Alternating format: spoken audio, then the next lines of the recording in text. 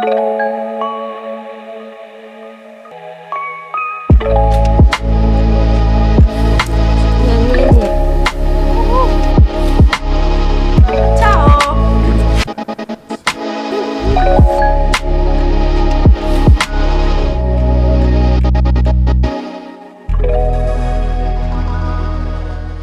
in this beautiful tasting room, and one of the games that we do with the wineries that we visit is the Game of Corks. So Chiara is gonna grab a couple of corks, read the name on the cork, and I want you to... Oh, come on. So I find very fascinating the fact that you can associate ideas in the spur of the moment. So give me the first word that comes to mind, and then we're going to discuss why that word has come up. Good. Well, Pomo Rosso, tasty. Okay. Why tasty? Because I always believe that Pomo Rosso is tasty. Pomo Rosso has always represented a full-body, tasteful kind of wine, and it's tasty. Yeah. Next. You ready for the next one? Yes. This is Monteriolo. Okay. So, C. C. C. Okay. See. Yes, which is not yes in Italian, but it's sea, like ocean. Monteriolo, it's our Chardonnay, and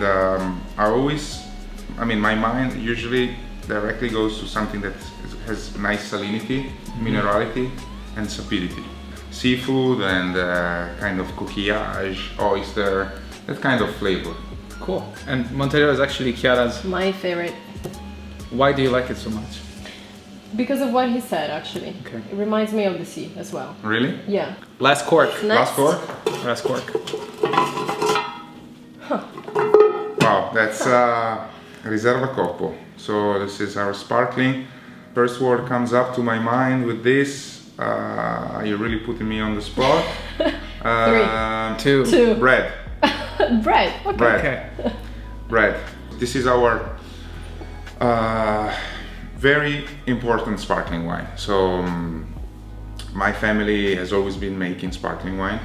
Canelli specifically, it's known to be one of the birthplace for Italian sparkling wine. The first Italian sparkling wine was made here in Canelli. So the technique, of course, was brought from Champagne. And the reason why I thought bread, it's because this sparkling stays on the yeast for 60 months. So you have a lot of bread crust. And it's Pinot Noir and Chardonnay, and it's now Alta Langa. You're very proud of it. I'm very proud of that. It's a super interesting project that started 20 years ago. So we're getting there. And, Huge potential. Huge potential, Huge I guess. potential. I think so too. So we brought you a bottle for a blind tasting. Now So you really want to put me on the spot. now you're gonna be on the spot. It's just a game. Okay. Chiara, It'll do you be want some? fun. A little bit. Move it over here.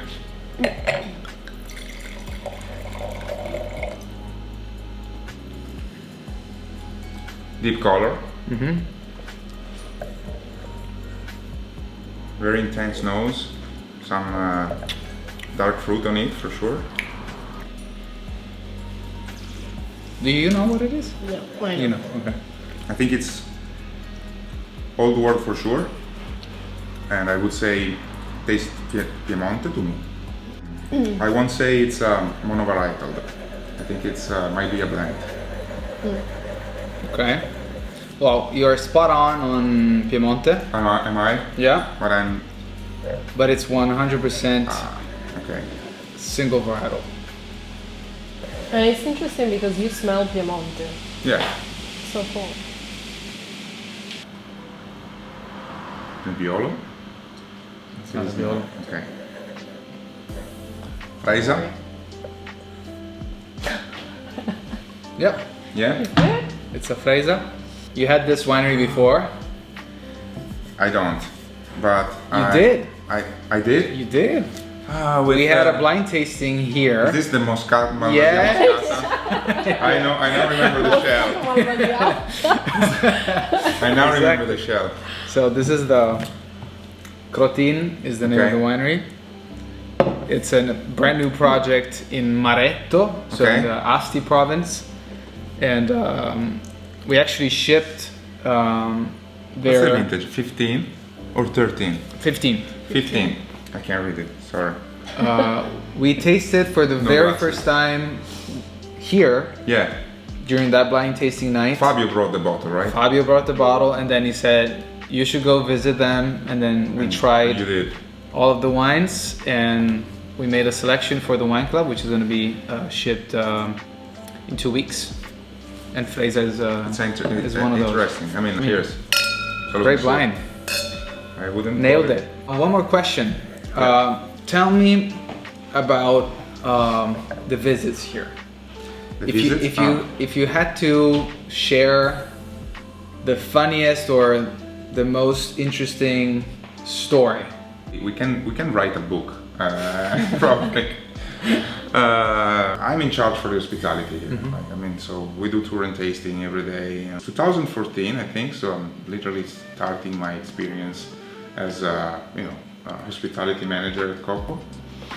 And I think it's Sunday or Monday, and there's a bunch of American people out of the door, knocking on the door, say, "Can we come visit?"